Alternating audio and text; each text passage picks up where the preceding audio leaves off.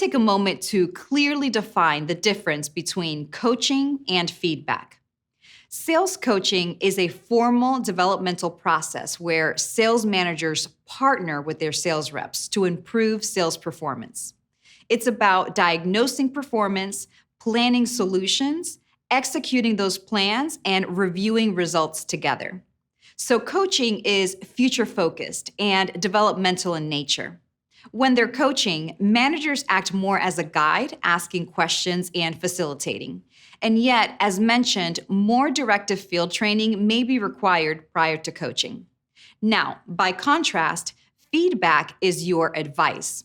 It's often corrective or evaluative and focused on previous or current behavior. Like training, feedback is usually directive. It's telling versus asking. Feedback does help employees understand what's preventing them from reaching their current goals or what specifically to do differently. So it can be very helpful.